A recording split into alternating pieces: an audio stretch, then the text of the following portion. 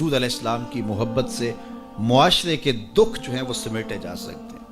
آقا کریم علیہ السلام نے محبت سے ہی معاشرت کو جو ہے وہ اپنے قریب کیا اور لوگ ایمان کی دولت سے مالا مال ہو گئے۔ وہ ایک بچہ آیا نا اپنی ماں کے لیے لباس لینے کے لیے، اور پہلے وہ گیا اپنے چچا کے پاس، اس کی ماں بیوہ تھی اور اس کا لباس پھٹ گیا تھا، اور وہ اپنے چچا کے پاس گیا تو اس نے دھتکار دیا۔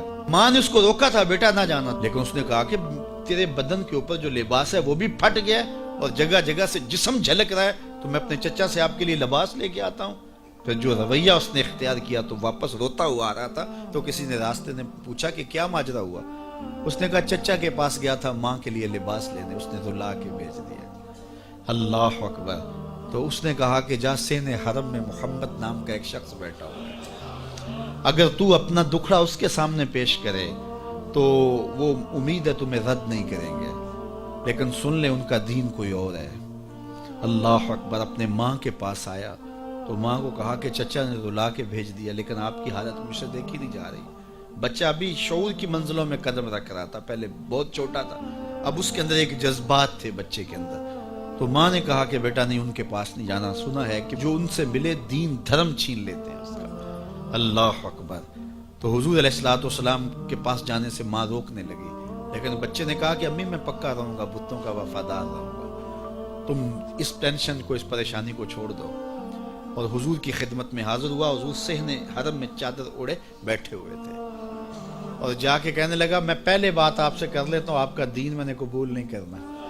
حضور مسکرا کے بولے بیٹا بتاؤ کس لیے آئے ہو؟ کہا میری ماں بے لباس ہے، میں آپ سے لباس لینے آیا ہوں۔ حضور نے چادر رحمت اتار کے اس کی کندھوں پہ ڈالی۔ اللہ اکبر۔ وہ واپس آ گیا اور ماں پر حضور کی چادر اڑائی۔ اللہ اکبر۔ اور ماں نے کہا کہ بیٹے اس نے اپنا دین تو نہیں تجھے دیا؟ کہا نہ، میں نے پہلے کہہ دیا تھا تیرے دین نہیں مانوں گا۔ ماں کہنے لگی پتر اس کا دین ماننا چاہیے، یہ جس نے رحمت کی چادر ہمارے سر پہ تان دی۔ اللہ اکبر۔ تیری تک کے ادامہ میں مرید ہو گئے۔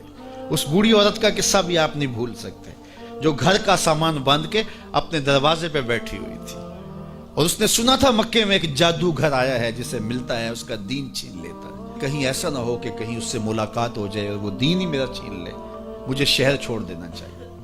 گھر کے تھڑے کے اوپر سامان باندھ کے بیٹھی ہے۔ حضور بھی گزرے تو اس نے دیکھا تو کہا بھتیجے یہ سامان میرے سر پہ رکھ دے۔ حضور نے سامان اٹھایا، دیکھا تو بوجھل تھا، وزنی تھا، اور بڑھیا کو دیکھا تو کمزور تھی، تو کہا کہ بڑھیا اگر چاہو تو جہاں چاہتی ہو میں خود نہ چھوڑا۔ اس نے کہا اس سے بڑی مہربانی کیا ہوگی؟ حضور نے سامان اٹھایا ہوا ہے اور بڑھیا سے باتیں بھی کرتے جا رہے ہیں۔ تو بڑھیا کو کہا کیوں جا رہی ہے؟ اس نے کہا کہ سنا ہے یہاں ایک جادوگر ہے جو لوگوں کا دھرم لوٹ لیتا ہے، لوگوں کا دین لوٹ لیتا ہے۔ میں نے ساری زندگی بتوں سے وفا کی ہے، میرے آباء و اجداد نے بتوں سے وفا کی ہے، میں چاہتی ہوں دین اجداد ہاتھ سے چھوٹ نہ جائے، آخر اس شہر میں رہتی ہوں کہیں مل نہ جائے۔ خیر حضور نے کچھ نہیں کہا، اس کا سامان نہیں پھینک دیا کہ ٹھیک ہے تم پھر جاؤ۔ سامان اس کا اٹھایا اور جہاں تک اس نے جانا تھا سامان پہنچایا، سامان سپرد کر کے واپس پلٹنے لگے۔ تو اس نے کہا بچے اپنا نام تو بتا دے، لوگ کہیں گے کہ مکہ چھوڑ آئی ہو تو بتاؤں گی ایک جادوگر کے دکھ سے چھوڑ آئی ہوں، تو وہ کتنا برا بھلا کہیں گے شہر مکہ کو کہ جس مکہ سے لوگ نقل مکانی کرنے پہ مجبور ہو گئے، تو میں انہیں یہ بھی بتاؤں گی کہ جس مکے میں جادوگر رہتا ہے اتنا اچھا نوجوان بھی رہتا ہے، تو تیرا نام لیا کروں گی، تیرے قصیدے پڑھا کروں گی۔ تو حضور علیہ السلام مسکرا پڑے، کہا بڑھیا جس جادوگر سے بھاگ کے آئی ہے وہ تیرے سامنے کر رہا ہے۔ اس نے کہا سچ سے آپ ہی محمد ہیں؟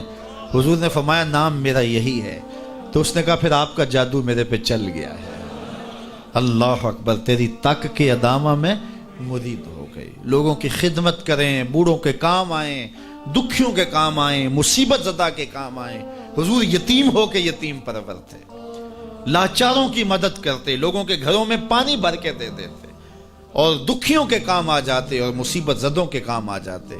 تو حضور سے پیار کرنے والوں، امت میں آپس میں حسد نہ پھیلاؤ، بغض نہ کرو، نفرتوں کے پہاڑ کھڑے نہ کرو، ایک دوسرے سے پیار کرو، جڑو، امت وحدہ بنے، اور اپنے ماحول کو، اپنی معاشرت کو ایک خوبصورت معاشرت کا رنگ دو، اور اپنی زندگی کو حضور کے نام کر دو۔